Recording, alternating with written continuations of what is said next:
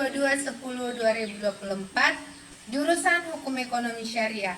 Di sini saya akan membahas tentang pengendalian sosial.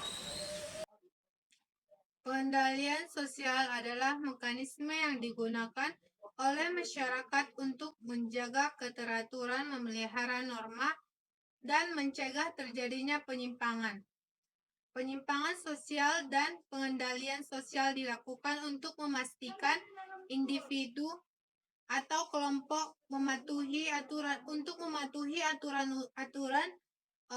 yang berlakunya dalam suatu komunitas, baik secara formal maupun informal.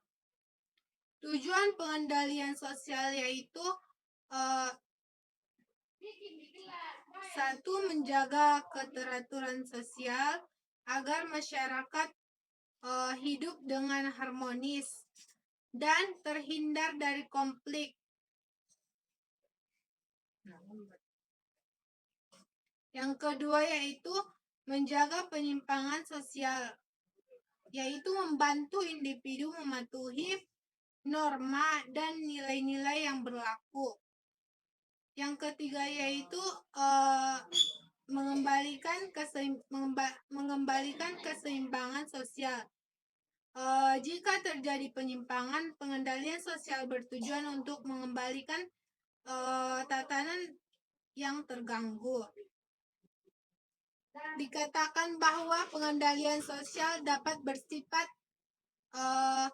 preventif maupun represif.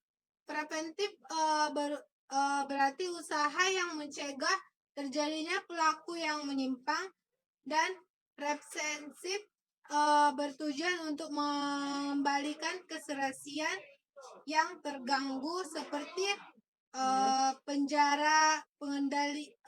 Pengendalian sosial. Jenis pengendalian sosial yang pertama berdasarkan sifatnya preventif, yaitu upaya pencegahan agar tidak terjadinya penyimpangan sosial, misalnya pendidikan moral ataupun sosialisasi norma. Represif, yaitu penindakan terhadap pelanggaran yang sudah terjadi, misalnya pemberian hukuman. Berdasarkan cara pelaksanaannya formal dilakukan oleh institusi resmi seperti pemerintahan, polisi, atau pengadilan. Contohnya adalah undang-undang, peraturan, atau hukuman pidana. Informal dilakukan oleh individu atau kelompok secara tidak resmi, misalnya teguran, gosip, atau tekanan sosial. Yang ketiga yaitu berdasarkan sanksi positif. Positif memberikan penghargaan kepada individu yang patuh pada norma. Negatif memberikan hukuman kepada individu yang melanggar norma.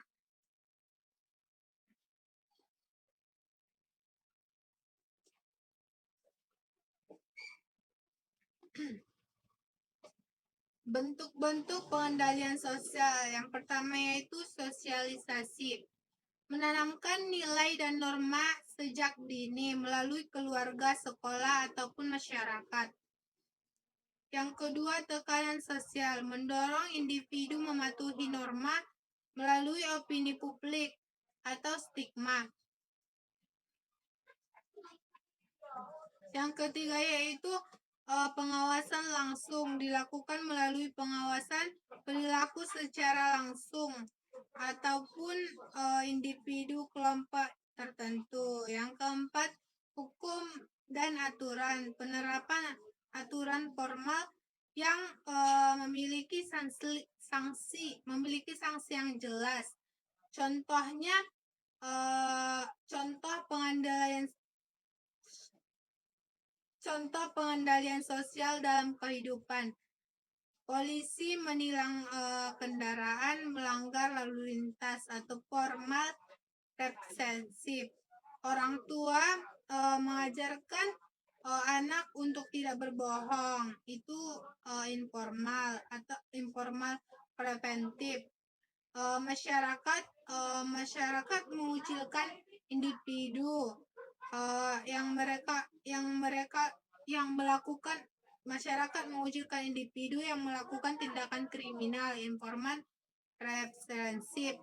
Pengendalian sosial yang penting untuk menangani harmoni dalam kehidupan bermasyarakat dan memastikan bahwa norma serta nilai-nilai tetap dihormati. Pengendalian sosial diartikan sebagai suatu proses yang direncanakan maupun tidak direncanakan dalam mengajak, mendidik, bahkan memaksa warga masyarakat untuk menganut tata aturan dan kebiasaan yang terdapat pada masyarakat. Pada lingkup yang luas, pengendalian sosial merupakan sarana yang ataupun mekanisme juga yang terdapat pada masyarakat untuk mempengaruhi dan mengontrol semua warganya dengan nampak pada hukum digunakan sebagai alat pengendalian sosial dari sudut sifatnya, dan dikatakan bahwa pengendalian sosial dapat bersifat preventif maupun represif. Preventif berarti usaha yang mencegah terjadinya pelaku yang menyimpang, dan represif bertujuan untuk mengembalikan keserasian yang terganggu seperti penjara, pengendalian sosial.